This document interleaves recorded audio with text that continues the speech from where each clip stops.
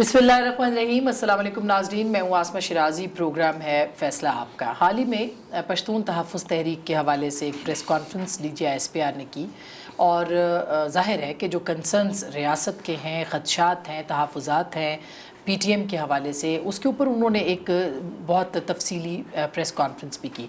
मुख्तलिफ़ लोगों का उसके ऊपर रद्द अमल आया है, उनको करनी चाहिए थी, नहीं करनी चाहिए थी, लेकिन जो सबसे ज़्यादा अहमियत का हामिल लगा वो था मौलाना फजलुर रहमान साहब का रद्द अमल, जिसमें उन्होंने कहा कि वो रियासत के इस मामले के ऊपर रियासत के साथ हैं। अलबत्ता मदारिस जो कि अब सरकार की तहवील में दिए जाने का इंदिया दिया गया है, उसके ऊपर उन्होंने कहा कि वो मुखालफत करते हैं। बहुत सारे मौज़ूआत हैं, सियासी भी हैं और इससे मुतालिक जो पश्तून तहफ़्फ़ुज़ है उसके हवाले से भी, अफ़गानिस्तान के मसले के ऊपर भी, और इसमें कोई दो राय नहीं है कि मौलाना फजलुर रहमान से ज़्यादा ज़ीरक सियासतदान पाकिस्तान में शायद ही मिले। मेरे साथ इस वक्त मौजूद है मौलाना और उनसे बहुत सारे सवालात पूछेंगे। सर बहुत बहुत शुक्रिया, अस्सलाम वालेकुम। वालेकुम अस्सलाम। मौलाना, ये जो हुआ PTM के ऊपर, रियासत ने एक वाज़े और बैन इजहार पहली बार किया है, उनके ख़दशात हैं, उन्होंने सबूतों की भी बात की है। आपका जो रिएक्शन इसके ऊपर देखने को मिला वो बहुत ज़्यादा अनएक्सपेक्टेड लगा लोगों को। आप क्यों कहते हैं कि रियासत जो है वो PTM के ख़िलाफ़ अगर होती है तो आप रियासत के साथ होंगे? रियासत PTM के खिलाफ नहीं, अगर PTM रियासत के खिलाफ होती है। जी, PTM रियासत जी, फर्क है दोनों में जी। देखिए, हम इस मुल्क में जो सियासत करते हैं, हमारे जो हदूद हैं, हमारे जो लिमिट्स हैं, वो बिल्कुल वाज़ेह हैं और मालूम हैं। हम आइन से मावरा और कानूनी दायरे से बाहर कोई इक़दाम नहीं कर रहे हैं। हम अगर आज तहरीक में हैं या हमने इससे पहले मुख्तलिफ़ मुहिम जोइयाँ की हैं मुल्क के अंदर, बिल्कुल आइन और क़ानून के दायरे में रहती हुई की हैं। नज़रियात भी जो हमने कौम के सामने रखे हैं, किसी मसले पर अगर कोई मौक़िफ़ भी रखा है तो क़ानून को सामने रखते हुए और आइन को सामने रखते हुए किया है। उस पर जो हमारे रवैये मुरतब हुए हैं वो रवैये भी आइन और क़ानून के दायरे में हैं। और आप देख रहे हैं इस वक्त हमने तकरीबन कोई 12 या 13 मिलियन मार्च किए हैं। कोई छोटे मोटे जलसे नहीं हैं, हद नज़र इंसानों का समंदर होता है जी। लेकिन मजाल है कि कहीं पर कोई दुकान का शीशा टूटा हो, कहीं पर किसी को खराश आई हो पुरअमन तरीक़े से। और सब हमारे कारकुनों की तरबियत ही ऐसी है कि वो अपनी पार्टी के मनहज को, उसके रवैये को समझते हैं और इतना कंट्रोल करते हैं कि किसी तखरीबकार को भी अपने सफ़ों में आने नहीं देते। और अब तक कामयाबी नहीं हो सकी है, वरना बहुत से तखरीबकार भी आकर सबूताश कर सकते हैं जी।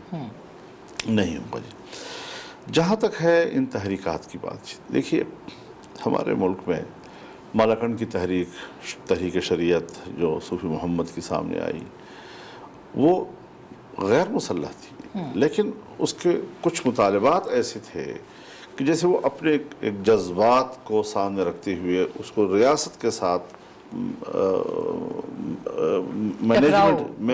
मैनेजमेंट के लिए वो तैयार नहीं थे। और हमने कोई उसके साथ मुज़ाहमती अंदाज नहीं इख्तियार किया। कोशिश की कि हम उनको समझाएं, उनको एक ऐसे रास्ते पे लाएं, लेकिन उनको हमारे बजाय एजेंसियों ने खुद हैंडल किया, उसको डील किया।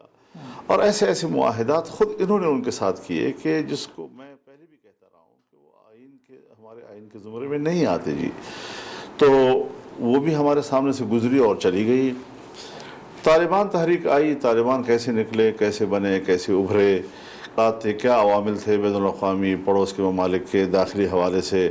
लेकिन बहरहाल इस्लाम एक मुक़द्दस नारा है, जो हमारा नारा है, जिसके लिए हमारा वजूद उसके लिए है जी।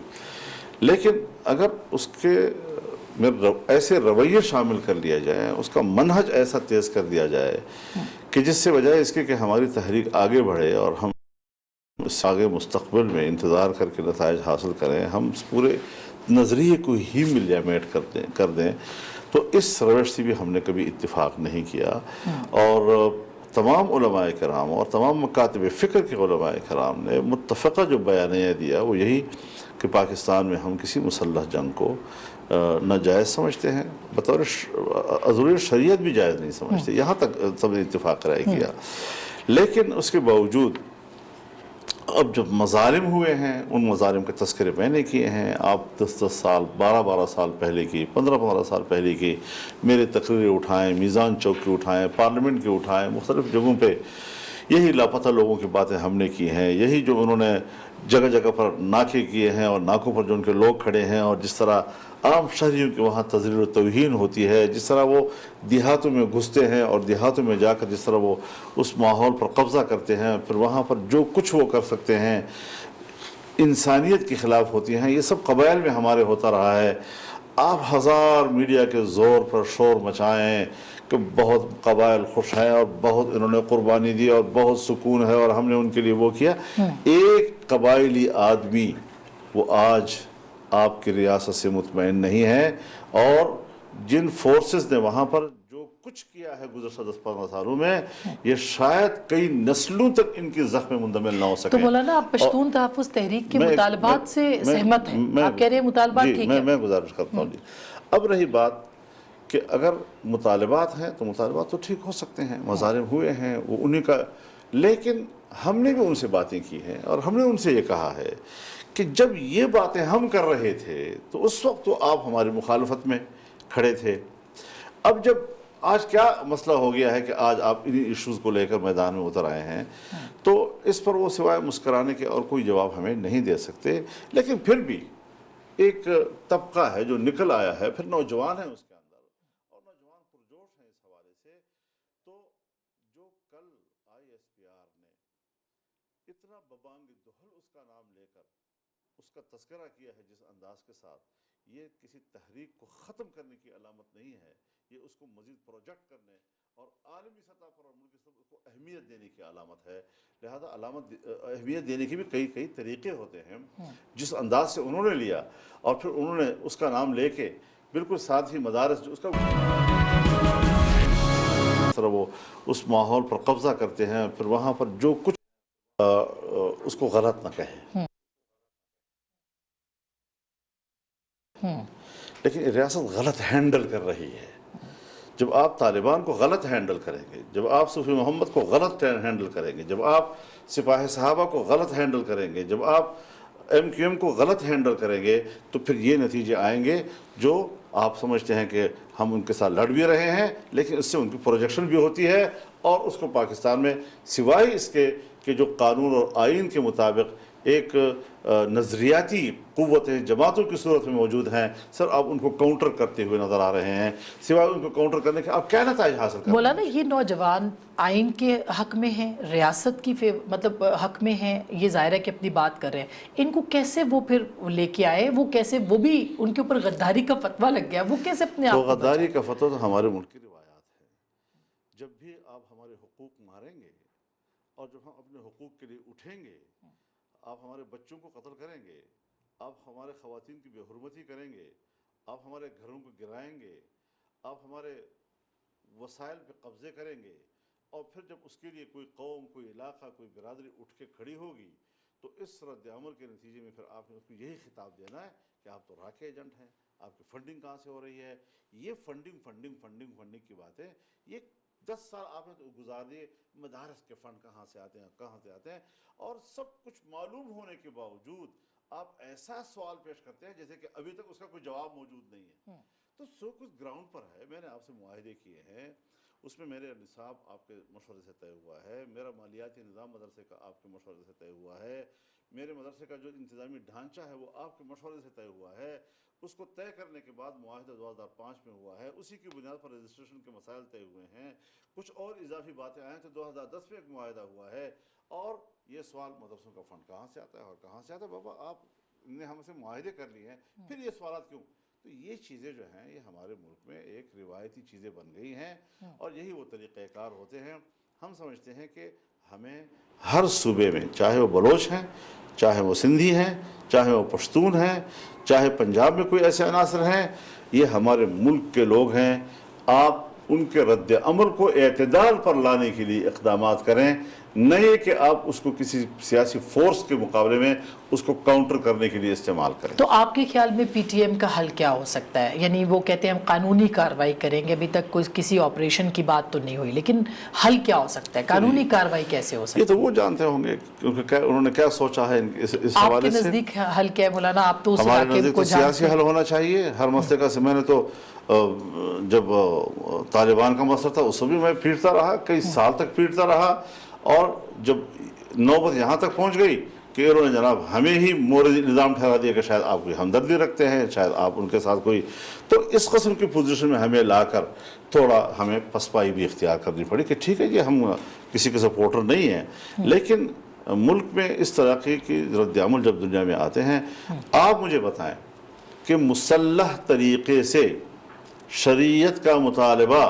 تو ناجائز، جرم، دہشت گردی، ریاست سے جنگ، آپ کے پاکستان کے اپنے پارلیمانی جمہوری سسٹم میں آج تک کون سی قانون سازی ہوئی ہے شریعت کے مطابق؟ ایک قانون سازی بتا دیں۔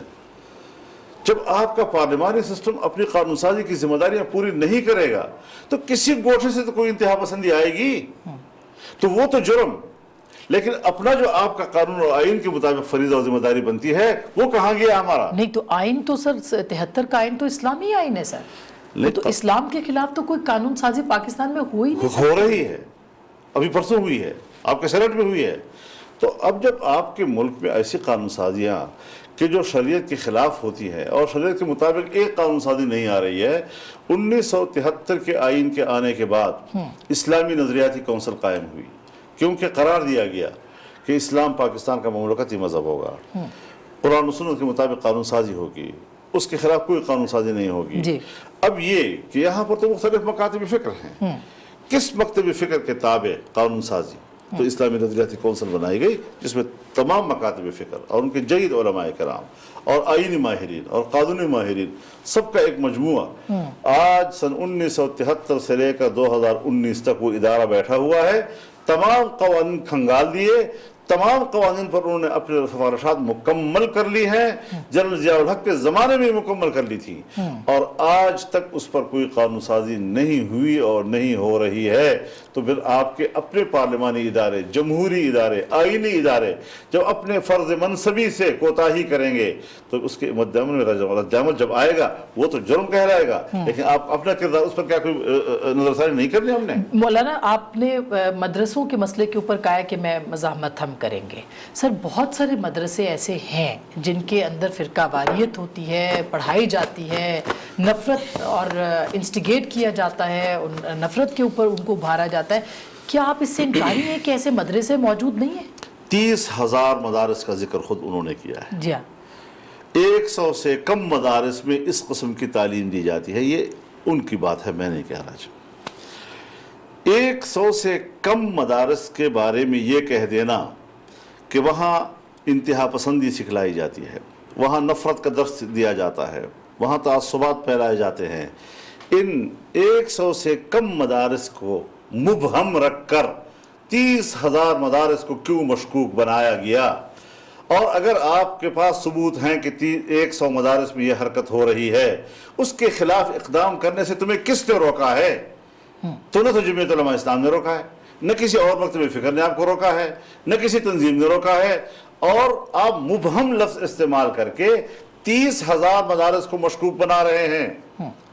تو آپ خود سوچیں کہ یہ آپ کی جو رویے ہے، اس رویوں کے پیچھے آپ کے کوئی عزائم ہو سکتے ہیں، بلا وجہ نہیں ہو سکتے۔ حرج کیا اگر وزارت تعلیم ایک ماڈرن ایجوکیشن اس کے اندر وہ اپنی تحویل میں لے رہی ہے، وہ اس کے سسٹم کو بہتر بنا سکتی ہے؟ حضرت ان کے پاس صلاحیت ہی نہیں ہے دینی مدرسے کو چلانے کی، صلاحیت ہی نہیں ہے۔ مدرسہ بورڈ بنایا مشرف نے، جی کہاں ہے، کدھر ہے مدرسہ بورڈ، کیا حیثیت ہے اس کی؟ جی جب میرے گورنمنٹ کے پاس تربیت ہی نہیں ہے، یہ سوچ ہی نہیں ہے، یہ سنجیدگی ہی نہیں ہے، یہ اس کی ترجیحات ہی نہیں ہے، میں کیسے ایک اسٹیبلشڈ ادارے کو جو امتحانات کے حوالے سے، تعلیم و تدریس کے حوالے سے 1000 درجے آپ کے مدارس کے معیار سے بہتر ہیں. لیکن مولانا یہ تو نیشنل ایکشن پلان کا حصہ تھا، آپ نے اس کے اوپر ایگریڈ تھے جب یہ نیشنل ایکشن پلان میں کہا گیا کہ مدرسہ ریفارمز کیا میں نے اسی دن مسترد کیا جب پیش کیا گیا. میں نے ہی جھگڑا ڈالا اس میں کہ نیشنل ایکشن پلان یہ امتیازی قانون ہے مدارس کے خلاف اس کو استعمال کرنے کی، اور میں آج بھی اپنے موقف پہ قائم ہوں، اور میں آج بھی کہتا ہوں کہ نیشنل ایکشن پلان وہ مذہبی طبقے، مذہبی ادارے، تعلیمی ادارے، مدارس اور انہی کے خلاف بنائی گئی ایک امتیازی قوانین ہے، ایک پلان ہے جس کو ہم قبول اور تسلیم اب کرنے کے آپ کیا تیار کریں گے مزاحمت میں؟ کیا کر سکتے ہیں آپ ملین مارچ کر رہے ہیں، کیا کسی کو فرق پڑ رہا ہے اس سے؟ اور کیا کر سکتے ہیں آپ ان کو کر کے تو دکھائیں، کچھ کر کے تو دکھائیں ذرا. ایسا آسان نہیں ہے آسمائے، بلا وجہ سڑکوں پہ نہیں ہیں. ہم کسی ایک کاز کے تحفظ کے لیے ہے، ہم ملک میں فریق ہیں، ہمارے بغیر ہم اسٹیک ہولڈرز ہیں، ہمارے بغیر ایک طرفہ فیصلے ہوں گے تو دھجیہ پہ کہہ دیں گے لوگ اس کی. بہت سے قوانین ایسے ہیں آج تک ہوئے ہیں غیر مؤثر ہو گئے معاشرے میں، آپ کرتے رہیں، معاشرہ کو لفٹ نہیں کرائے گا. ناظرین، مولانا بہت اہم باتیں کر رہے ہیں اور بہت ظاہر ہے کہ اپنی ریزنٹمنٹ بھی شو کر رہے ہیں. میں ایک چھوٹی سی بریک لے رہی ہوں. مدرسوں کے اوپر انہوں نے صاف کہہ دیا ہے کہ ہم مزاحمت کریں گے، مزاحمت کر کے دکھائیں گے. مولانا حکومت بھی گرانا چاہتے ہیں، یہ بھی کہہ رہے ہیں. کیوں کہہ رہے ہیں؟ بریک کے بعد اس پہ بھی بات کریں گے. ہمارے ساتھ رہے گا.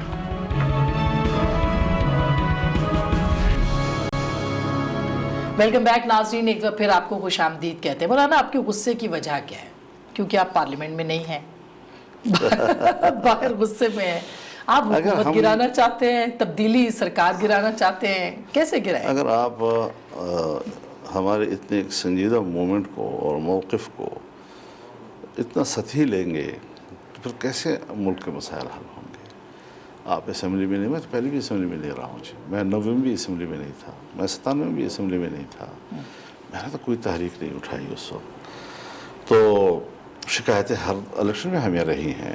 ہم بعض دفعہ ایسا بھی ہوا کہ ہم قبول نہیں کر سکتے تھے لیکن برداشت بھی کیا ہے، بوجھ برداشت کیا ہے. چلو گاڑی چل رہی ہے تو چلنے دو. آج جو صورتحال ہے، آج صورتحال اس سے بالکل مختلف ہے. آج کی صورتحال نہ قبول کرنے کے لائق ہے اور نہ برداشت کرنے کے لائق ہے. اور اس حوالے سے 25 کو الیکشن ہوئے اور 26 کی رات ہی کو جب ابھی نتائج رک گئے تھے، سیاستدانوں کے باہمی رابطے بھی ہوئے. 26 کو انہوں نے آپس میں ملنے کا فیصلہ کیا. 27، 28، 29، 30 یہاں اسلام آباد میں سب لوگ پہنچے ہوئے تھے اور آل پارٹیز کر رہے تھے، اور سب نے بالاتفاق کہا کہ تاریخ کی بدترین دھاندلی اور اسٹیبلشمنٹ نے ننگے انداز کے ساتھ وہ دھاندلی کی اور اپنی مرضی کے نتائج ہفتہ 10 دن تک جو ہے نتیجے بدلتے رہے. ایک پاس ہو رہا ہے جی، اب فیل ہو گئے، اب جگہ اور آ گیا. کیا چیزیں، کس چیز کی ہم مثال آپ کو پیش کریں. تو پیپلز پارٹی سندھ میں حکومت بنانے کی پوزیشن میں، لیکن اس کے باوجود وہ یہاں پر بیٹھ کر لاؤڈلی کہہ رہی ہے کہ دھاندلی ہوئی ہے، بدترین دھاندلی. مسلم لیگ نون پنجاب میں لارجسٹ پارٹی کے طور پر ابھری، لیکن اس کے باوجود اس نے لاؤڈلی کہا کہ یہ دھاندلی ہوئی ہے، بدترین دھاندلی ہوئی ہے. اور اس کے علاوہ تمام سیاسی جماعتوں نے.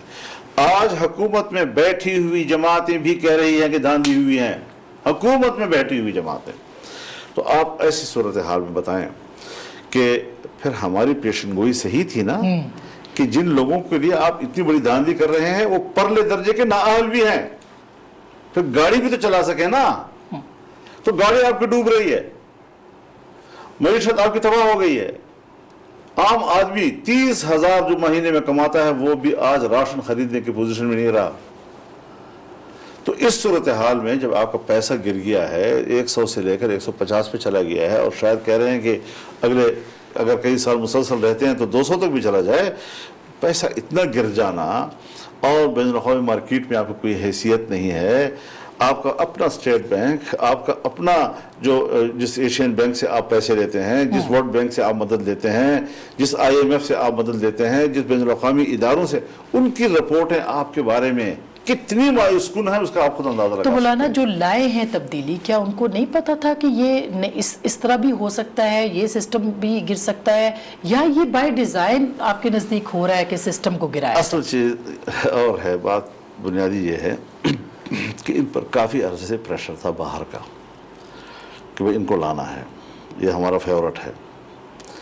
اس کے اوپر کئی لوگ لکھ بھی چکے ہیں جی، بہت سے لوگ لکھ چکے ہیں جی. اب مرحومین ہیں، ان کی ساری گفتگو تحریرات ریکارڈ پر ہیں. ہم اس حوالے سے بولنے والے سب سے آخر کے لوگ ہیں کہ کس طرح ایک بین الاقوامی ایجنڈے کے تحت پاکستان پر یہ شخص مسلط کیا گیا. پھر آپ کو پتہ ہے کہ جب بین الاقوامی گیم میں ایک چیز سیٹ ہو جاتی ہے تو پھر ہمارے جیسے ممالک جو ہیں ان کی اسٹیبلشمنٹ امپلیمنٹیشن کے لیے ہوتی ہے جی. ہاں اتنی طاقت ضرور رکھتی ہے کہ پھر اپنا کوئی مفاد اس پہ شریک کر لیتے ہیں جی، اور اس شراکت کے ساتھ. تو آج آپ دیکھیں کہ اتنی بڑی تبدیلی جو آپ چل رہے تھے، میں چونکہ فارن افیئر کمیٹی کا چیئرمین رہا ہوں 1995 میں، 94 میں، 96 میں، چائنا کے ساتھ جو انیشیٹ کیا تھا ہم نے، جس کو آج آپ سی پیک کہہ رہے ہیں، اس دور سے لے کر آج تک پاکستان کی ایک اکانومی کی ایک نئی رخ کا تعین کیا جا رہا تھا. دونوں ممالک رابطے میں تھے، مشرف کی حکومت بھی رابطے میں رہی، پھر زرداری کی حکومت رابطے میں رہی، پھر نواز شریف کی حکومت رابطے میں رہی، MOUs تک پہنچی، گراؤنڈ پر ساری صورتحال لے آئے، اور آپ کے پاس 60-65 ارب ڈالر جو ہے انہوں نے یہاں پر انویسٹ کیا. اب ظاہر ہے کہ پاکستان جیسے ملک کو امریکہ جانتا ہے کہ وہ کتنا کمزور ہے، اس کے بعد اس کی پسٹی میں کتنا زور ہے. وہ پریشر آیا، اپنے بندے کو لے آئے اور آپ کے سارے منصوبے خراب کروا دیے جی. تو اس طریقے سے پورے ملک کی بین الاقوامی گیم کے تحت یہ چیزیں اس ملک میں لائی جاتی ہیں. چھوٹے چھوٹے سوالات آپ ضرور اٹھا سکتے ہیں، وہ اپنی جگہ پر کوئی چیز سوال جو ہے وہ جواب دہ ہو سکے گا، کوئی نہیں ہو سکے گا. مجموعی طور پر یہ چیزیں اس ملک پر زبردستی مسلط کی گئی ہیں، اور یہ ناکام تجربہ ہے کہ آپ عوام کے ووٹ کو ایک طرف پھینک کر بین الاقوامی قوتوں کی خواہش اور اپنے کسی ایجنڈے کی بنیاد پر ایک فرد کو لے آتے ہیں کہ میرے اشارے پہ چلے گا. جو ان کی تقریریں ہیں، جو ان کا کردار ہے، کتنا تضاد ہے اس کے اندر، وہ آپ خود روزانہ دیکھتے ہیں. لیکن آپ پھر کیا کر سکتے ہیں؟ اب تو ریاست کو تو نقصان پہنچے گا، اگر معیشت خراب ہے تو ریاست خراب ہو رہی ہے نا، مطلب ریاست کو نقصان پہنچ رہا ہے. تو کیا کر سکتے ہیں؟ نہ آپ کنونس کر سکے ہیں زرداری صاحب کو، نہ آپ کنونس کر سکے ہیں نواز شریف صاحب کو، نہ شہباز شریف صاحب کو. پھر آپ کیا کریں گے؟ جو چیز بگڑ جائے اس کو یا ٹھیک ہو جانا چاہیے یا مٹ جانا چاہیے، تیسرا کوئی راستہ نہیں. یہ ٹھیک ہونے کے قابل نہیں رہے ہیں، اب مٹ جانا چاہیے. مٹیں گے تو ملک کی معیشت بہتر ہوگی دوبارہ ہم. لیکن یہ ایک امتحان اور چیلنج ہوگا ہر آنے والی حکومت کے لیے کہ وہ اس ڈوبتی ہوئی معیشت کو دوبارہ کیسے اٹھائیں گے، سمندر کے اندر سے کس طرح اس کو دوبارہ بچا کے ساحل پہ لا سکیں گے. بہت بڑے امتحان کی طرف ریاست چلی گئی ہے. اسی لیے شہباز شریف اور زرداری صاحب جو ہے، یا نواز شریف، اور وہ یہ کہہ رہے ہیں کہ ہم حکومت سنبھالنے کی پوزیشن میں نہیں ہے، چاہے تو ان ہاؤس چینج تو آ سکتا ہے. یہ ان کی سوچ ہے. لیکن ہم ان سے یہ کہہ رہے ہیں کہ ایک ہے کہ آپ گراؤنڈ پر صورتحال کو دیکھ رہے ہیں کہ اس کو کیسے ہینڈل کرنا ہے، یہ جزیات ہیں. ایک ہے اصول، جس اصول پر ہم سب کا اتفاق ہوا ہے، اس اصول کو سامنے رکھتے ہوئے آج جب عوام کراہ رہی ہے، کرب میں ہے، غریب آدمی، چھابڑی والا، محنت مزدور، آج ہمیں مزدور ہے، ہمیں اس مزدور کا بھی تذکرہ کرنا چاہیے کہ جو مزدور آج کے دور میں جس کرب کی طرف جا رہا ہے اور سر پیٹ رہا ہے کہ میں کس طرح گھر میں جا کر بچوں کو منہ دکھاؤں، کیا میں ان کو دے سکتا ہوں. پریشان حال ہے، لوگوں نے خودکشیاں کر لی ہیں، اپنے بچے قتل کر دیے ہیں کہ ہم اب اس کو پال نہیں سکتے. اس طرح مایوسیاں جو ہے معاشرے میں آ رہی ہیں. یہ ساری صورتحال آج اس وقت تو مولانا یہ اگر آپ کہہ رہے مٹ جانا چاہیے سر، تو مٹ نہیں رہے تو کیا ہوگا؟ مٹ جائیں گے. تو پھر کوئی اور سنبھالنے کی پوزیشن میں نہیں ہے تو پھر کون، کوئی تیسری قوت بھی آ سکتی ہے؟ نہیں، دوبارہ الیکشن کرایا جائے، دوبارہ الیکشن کو فریش الیکشن کرایا جائے. الیکشن بھی غلط ہے.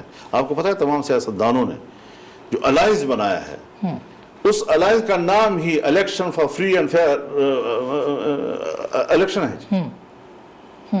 Alliance for free and fair election. تو تمام سیاسی جماعتیں اس پر متفق ہیں، لیکن سب کو حرکت میں ہونا چاہیے. سب کو کے خلاف نیب کو استعمال کیا جا رہا ہے.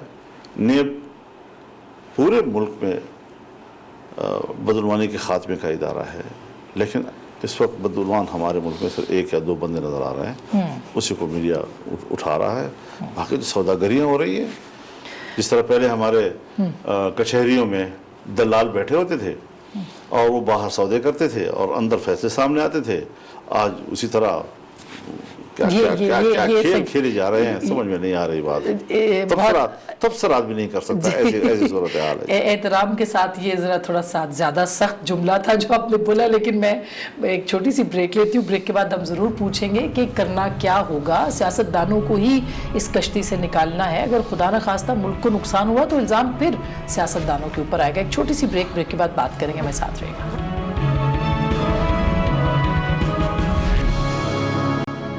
ویلکم بیک ناظرین. ہم مولانا فضل الرحمان صاحب سے بہت اہم بات کر رہے ہیں. ہم تو نہیں کر رہے، وہ اہم باتیں ہم سے کر رہے ہیں. مولانا آپ نے جیسے بھی کہا کہ ان کو جانا چاہیے، نہیں جا پا رہے جس طرح سے بھی ہے. خدا نہ خواستہ سچویشن معیشت کی جو خراب ہے، FATF کا جو دباؤ ہے، بیرونی قوتوں کا دباؤ ہے، اگر یہ سب کامیاب ہو جاتے ہیں دباؤ اور کچھ نقصان اللہ نہ کرے پہنچتا ہے تو پھر ذمہ دار تو سیاستدان ہوں گے.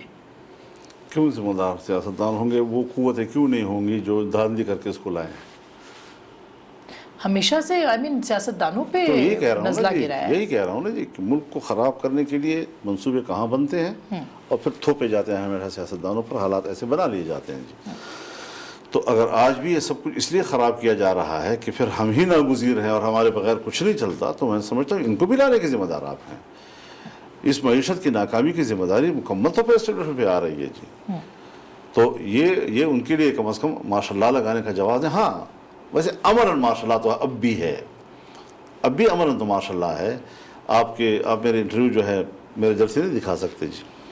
جس دور میں آپ جلسے جو پبلک کی آواز ہوتی ہے اس کو آپ ذرائع ابلاغ پر اس کی بندش کو آتی ہے، یہ نیری آپ کی ایک ماشاء اللہ کی علامت ہوتی ہے جی. اب ماشاء اللہ 2 طرح کے ہوتے ہیں.